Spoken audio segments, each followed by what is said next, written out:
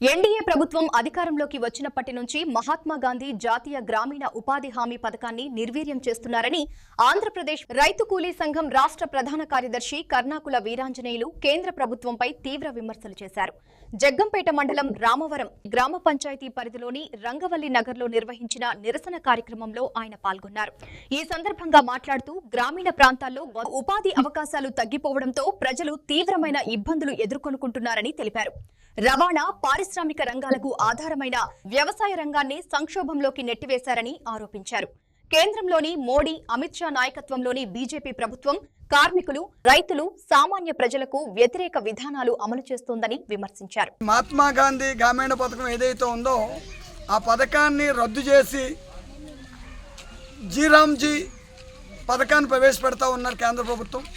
దాన్ని వెంటనే ఉపసంహరించుకోవాలి. ఈ మహాత్మా గాంధీ గ్రామీణ పథకాన్ని కొనసాగించాలి. అలాగే ఇప్పుడు ఉన్నటువంటి ఇదంతా కూడా ఇప్పుడు 250-200 పడుతున్నాయి, 600 ఇవ్వాలి ఉపాధి కూలీకి. అది సాధించుకునే వరకు కూడా ఆంధ్రప్రదేశ్ రైతు కూలీ సంఘం వారికి అండగా ఉంటుంది. ఇంత గ్రామీణ ప్రాంతాల్లో వేరే పనులు ఏమి లేవు, ఆల్టర్నేటివ్ ఏమీ లేదు కాబట్టి ఈ కొత్త పథకాలన్నీ, పాత పథకాలన్నీ రద్దు చేసి కొత్త పథకాలన్నీ ప్రవేశపెడతా ఉన్నారు నరేంద్ర మోడీ గారు. దాన్ని వెంటనే కేంద్ర ప్రభుత్వం ఉపసంహరించుకోవాలి.